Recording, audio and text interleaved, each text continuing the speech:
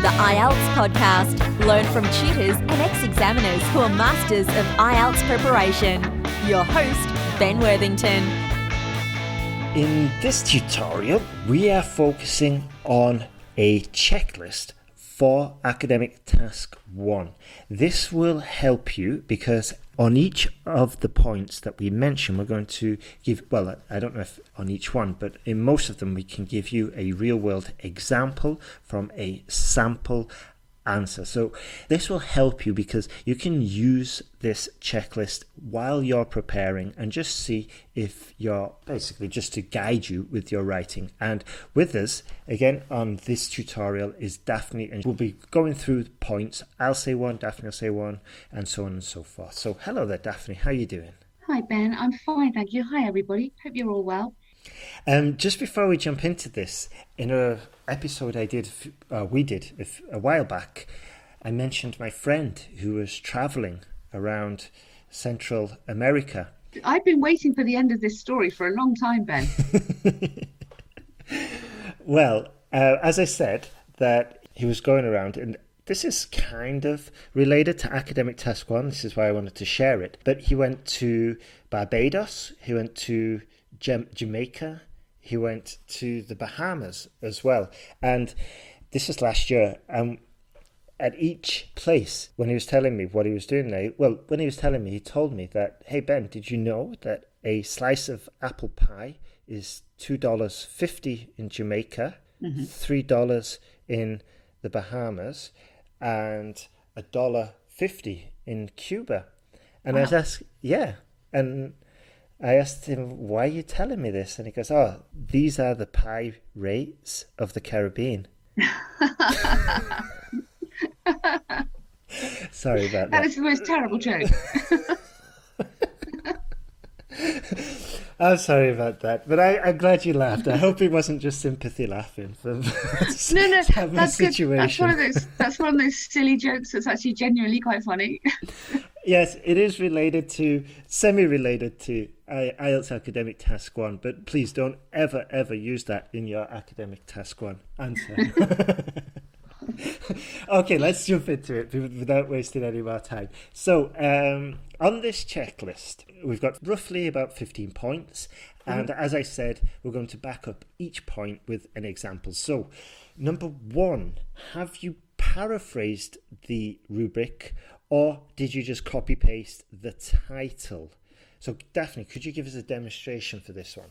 Yes, this is really, really important. So whilst you don't have to go as crazy as you would obviously in task 2 in showing a huge range of vocabulary, you will get more points if you do vary your vocabulary and not just use the same words as are in the question the whole time.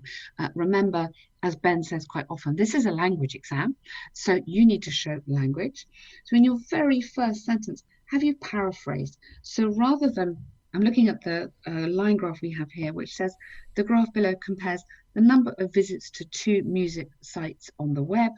So I would be paraphrasing just very simply there by saying the line graph shows how many times 2 music websites were visited over a period of 15 days. So I'm using the word website instead of music site. I'm using were visited, a nice passive verb, instead of the number of visits. So I'm varying my language, and if I can paraphrase, I will. Excellent, yeah. And just a side note there, that sometimes, as I mentioned when I was describing a natural process or how to describe a natural process, sometimes there might not be another word. For the example I did, I was talking about the life cycle of a tadpole, of a frog, from eggs to fully grown, mature adult frog. And there is no other word for the word tadpole. There's just one single word. So sometimes there is no choice except to use the words that are in front of you. But in most cases, and a lot of cases, there are synonyms and other ways to describe it. So moving on to step 2. Do you want to say step 2, please, Steph? Well, I'll do step 2. So have you written a clear overview? Good point. And very, very briefly, this is you can't use the words to conclude, because to conclude is when you're finishing your argument and you're just basically summarizing your points. However, it is close, and an overview is a summary, but it's not a conclusion. So just be careful. Basically, avoid the word conclude. It's not a conclusion. This is a summary. And final point. Yeah, I would just use the word overall, Exactly. which I think covers you, and then also that makes you think overview. So just repeating that word over. So overall gives you, okay, that's my overview. You can put this in as your second mini paragraph, your second sentence, if you like. Personally, I quite like having it at the beginning, because it's almost like more of an intro almost. It's like, okay, this is what you're going to have a look at, and then I'm going to analyze it. I know, Ben, you prefer it at the end of the task, don't you? Yeah. I mean, and I know as well, Ellen prefers it at the beginning, because she says that if you run out of time, then you've got the overview done, which is wise, and I think your point is wise as well. But I mean, you need to try which is best for you. If you do find that you're running out of time, then maybe putting it at the beginning. If you prefer it at the front, at the start, like Daphne does, do that. I mean, you can do it both ways. I prefer it at the end, because it just kind of adds an end. And if there was one single way to do it, then there wouldn't be any point of Daphne, Ellen, or myself existing. There would just be one of us, and there isn't. There's three of us, all with our own point of view.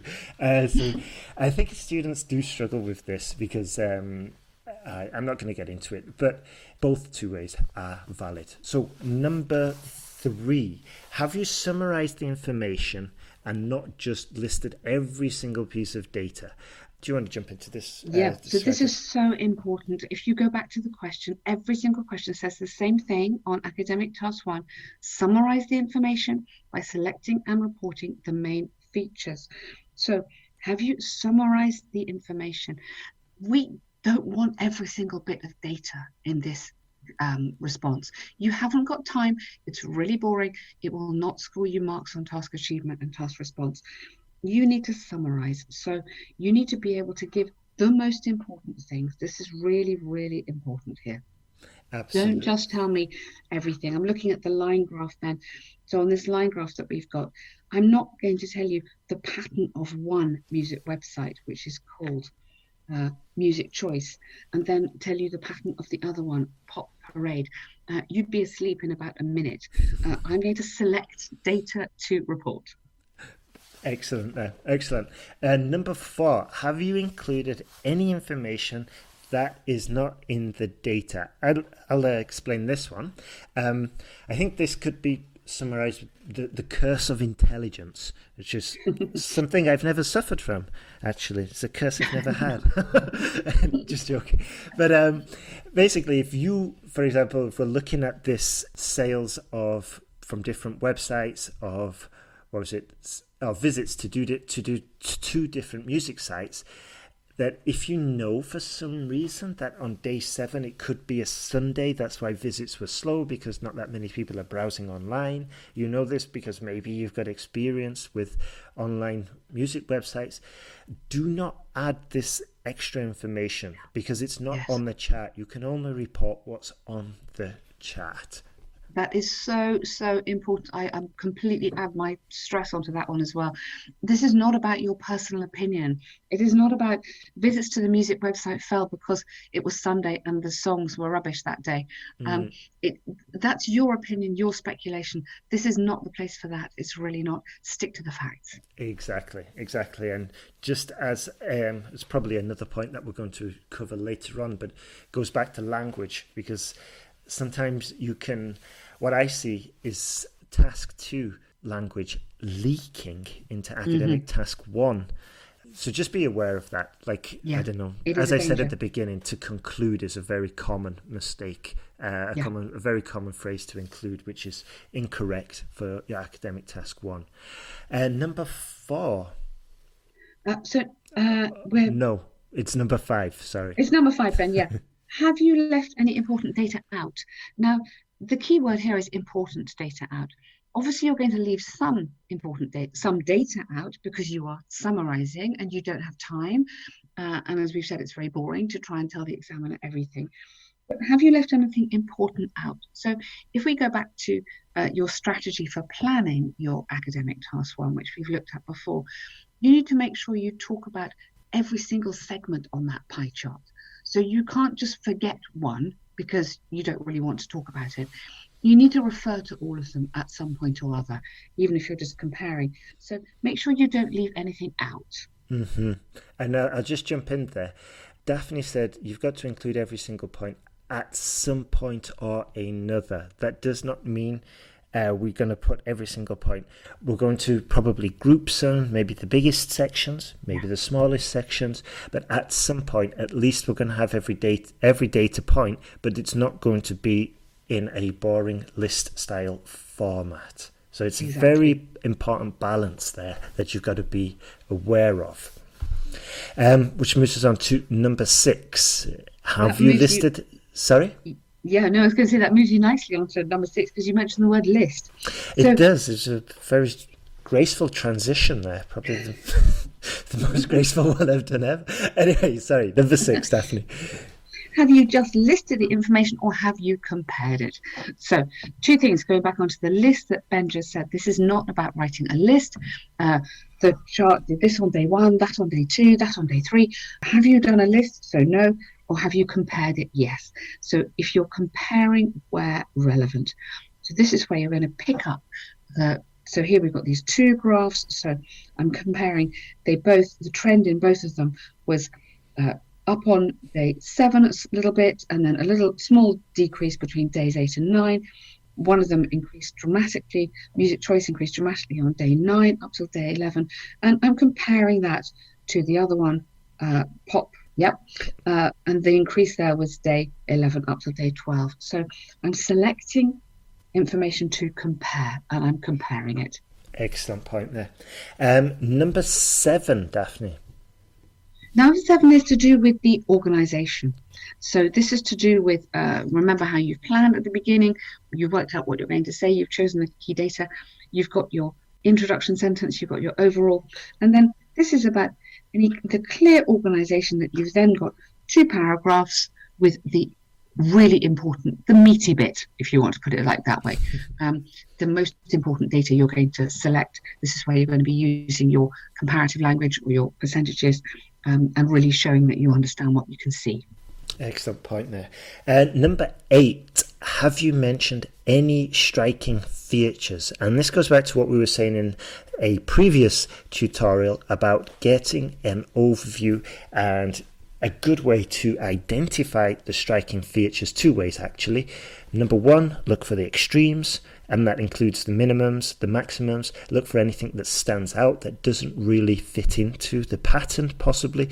And the other way is basically just to step back and look for sort of like maybe the biggest section, maybe the lowest point, the highest point, but standing back will give you a little bit of distance, not just physically but mentally as well, so that the striking features, you give them space to jump out basically.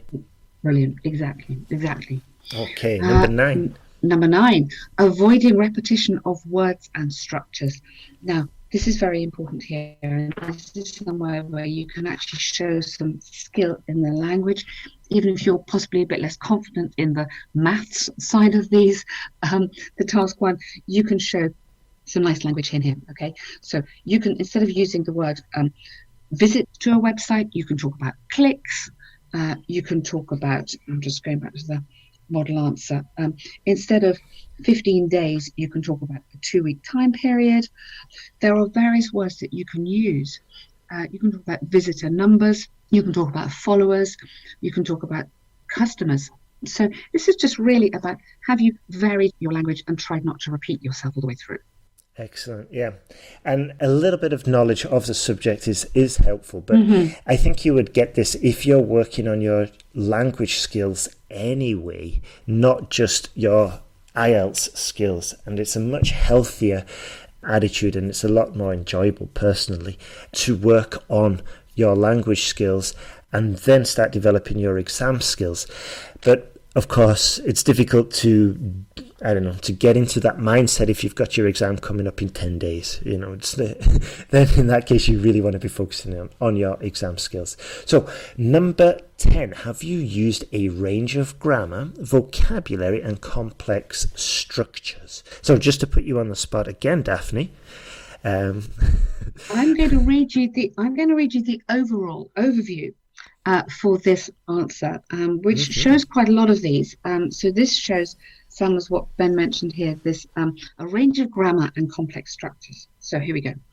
Overall, the trends in each case are upward, with music choice being more popular than Pop Parade for the most of the period, while clicks on the music choice site fell over the first 10 days,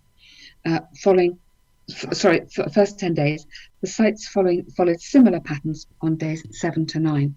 So if I just break that up a little bit for you. So I'm talking about music choice being more popular, rather than saying music choice is more popular. I'm using a participle there, being more popular than, so nice comparative structure, Pop Parade for most of the period, while, so I'm using that lovely connecting word while, clicks on the music site fell over the first 10 days.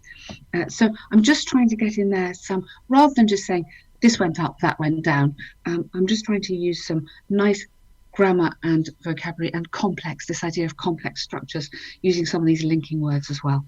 Excellent example there. And by the way, if you've downloaded the official app that we have, you'll be able to get the transcript, and in this transcript we have included the picture and the model essay that we're using while going through this checklist. Also on the website as well, if you search for this tutorial, you'll be able to see the graph and the summary that we've written, and also we've really have broken it down and we've highlighted the useful language. We've given some commentary, added some commentary there about what was done correctly, what was done incorrectly, and it'll be useful just as guidance to help you improve. Number 11, have you used the correct tense and verb form? So this connects back, yes, these are really common mistakes here. This connects back to doing your planning and really just thinking carefully at the beginning before you start to write. Is this a movement over time? Are we moving from, this one is moving over a period of 2 weeks, or is it just a static picture? So do I know if it's 2016 or 2000 whatever? Which tense am I going to be writing in? So this is a little bit tricky here. Because it does move over a period of days. But because it's 15 days, I'm assuming that it's in the past tense. This is 15 days that happened.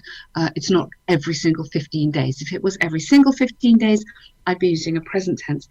Here I'm going to use the past tense. So I'm going to be consistent with that. I'm not going to jump around and use a few future tenses just because I'm not really paying attention. So the correct tense is very important, and obviously connected to that is the correct verb form. You need to make sure your past simples are absolutely accurate. You're not mixing up your present perfect and your past simples. If you're using a passive, which I have done here, or this modern answer talks about the sites were visited, I need to make absolutely sure that I'm confident on the passive. Really nice to use passive in these answers sometimes. It mixes it up a bit and it will score you marks for your grammar. Excellent point there. Excellent. I won't go into that in any more detail. I think Daphne's covered it very, very thoroughly. So number 12, have you used appropriate linking devices such as adverbs and conjunctions? Right, so you are not going to write on the one hand, on the other hand. That would be, as Ben was saying earlier, that's a leaking of the Task 2 language into the Task 1. You need to have these phrases in your mind, and I can't recommend these strongly enough. They're nice high level, and it will really help you with your coherence. So write down these words, while. So while the trend for Pop Parade was downwards in the middle of the period or in the second week, the period of the movement in music choice was significantly higher. So while, whereas is another really good one as well. So whereas music choice visitors fell between day 3 and 5. Music, visitors to Pop Parade increased rapidly over that period of time. So whereas is a contrasting conjunction. Also, just very simply, in contrast, in comparison. Yeah. Those all link your sentences nicely together, Ben, don't they? Absolutely, yeah, absolutely. And they're relatively more straightforward to use as well, and to build your confidence as well. And also in the online course that we have for Academic Task 1, we strongly suggest, just as a rule, that the student includes a certain small list of words and verb forms and grammar structures, just to guarantee that the rubric is explained fully. I'm not going to go into it in more detail, but if you look at the online course for Academic Task 1, it just makes it so much more straightforward and easier to get started. It really does. Because I think sometimes you can start off thinking, oh, help, where do I go with this? But if you know you have to include these phrases, then that's giving you the coherence. And as you said, Ben, gives you the confidence that you can do it. Exactly. And I think a lot of students do struggle with regards to confidence, especially when it comes to choosing the information and selecting what to write about. But as we said, it can be made straightforward, and if you've got a structure, it's even easier. So, number 13, have you checked your writing for mistakes? Do you know a good site that does that? A good service, Daphne? Oh, that's me. I'm the service above that. Please, everybody, check your answer. If it says 2017 in the question, don't write me saying, this graph illustrates the number of visitors to music site in 2018. Really look at the question. That would put the examiner in a rage. And check. I mean, I know you're under pressure. I know it's easy to make these mistakes, and maybe you're not thinking straight, but just check that sort of thing. So check that you are not making any silly errors in what year you're doing. Check that also your verb grammar ending, verb noun agreement is a really big thing, and at this level you should not be making those mistakes. Absolutely, yeah. And just 2 points. That number 1, if you do want to get feedback, then you can just visit us at IELTSPodcast.com. We have this service where we can review your essay, we can tell you where you're going wrong, what you're doing right, and getting this kind of feedback will help you improve much quicker. And a final point that I've mentioned in previous tutorials is that look for the mistakes that you've made in previous reports, in previous essay writing. This will help you just speed up your own personal essay correction skills, which you need to develop anyway if you're looking to score high in this exam. So number 14, the penultimate one. Have you completed the task according to the rubric? So going back to this famous rubric, have you summarized the information? Have you selected the right information? Have you reported the main features, not everything? Have you reported the main features, and have you made comparisons where relevant? If you haven't, you need to quickly add in another sentence and make sure you do. Absolutely, good point. And just going back to the actual rubric, summarizing the information there, and a key skill for being able to summarize is to group the data.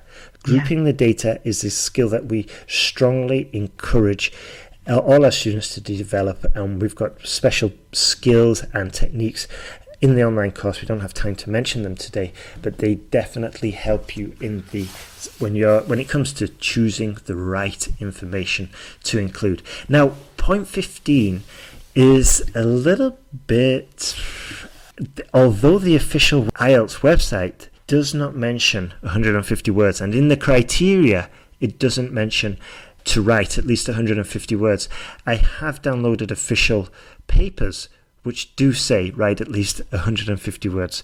So I don't think, you would get punished if you probably write less than that, because you're not being able to fulfill the task. So I would interpret that as a kind of a guide, that at the bare minimum you want to be doing 150, but generally I'd aim for higher than that. What's your opinion on this, Daphne? Yeah, I agree. I think this is really confusing because I know in some course books and some practice books it says at least 150. So I think this is in people's heads. Maybe this is an expectation or an estimate of what you can do in those 20 minutes. Maybe it's more linked to time. But I'm with you, Ben. I mean, I'm much more comfortable with answers that are around 180. I think beyond that, it's probably superfluous. That means it's too much. You won't have time. And I think you've probably said what you need to say in that amount. But I would aim for between 170 and 180 in your practice tasks, just to build that confidence. Absolutely, yeah, absolutely. Okay, so that's the end. We don't need to do a summary because it'd be too long. We've just gone through them all. It's a lot of checking. Sorry, everybody. With planning and checking, you hardly have any time, do you? But you get the gist. You get the idea of what we're saying, and it's all pretty logical. And we just want to make sure that your answer is as good as it possibly can be. Exactly. And just one final point. Never trust anyone with graph paper. Oh. Because they're always plotting something. Sorry. Oh, please, students, stop Ben from this. It's terrible. I'm sorry. This is why I was looking forward to recording this, to doing this podcast. I'm going to be giggling all day now at your silly jokes. I need to share my expertise on this one. No, but just to finish on a more serious note, that if you are struggling, like I say in most tutorials, that you're not alone. You can reach out to us at IELTSPodcast.com, and we would be more than happy to help you, to look at your essay, to give you the guidance, to help you improve faster, to give you that feedback that helps you improve. And remember, you can come to IELTS Podcast, sign up, and we send you a whole ebook of material that helps you with more guidance in there, with advice, with sample essays, with vocabulary lists and collocations and all of that. And just keep working and you will pass the exam. It's just a matter of time. It's not a matter of tests, it's a matter of time and basically effective, powerful preparation, which is what we aim for here at IELTS Podcast. So, Daphne, do you have anything left to say before we finish? Well, as long as you don't tell me any more jokes, Ben. No. I absolutely agree with everything you said. We are here on your side with a huge amount of resources. We are correcting your essays. We're giving you feedback. We're really helping you improve essay after essay to give you the confidence you need to do this exam and get it done. Awesome. Okay, thank you very much for listening and good luck with your exam.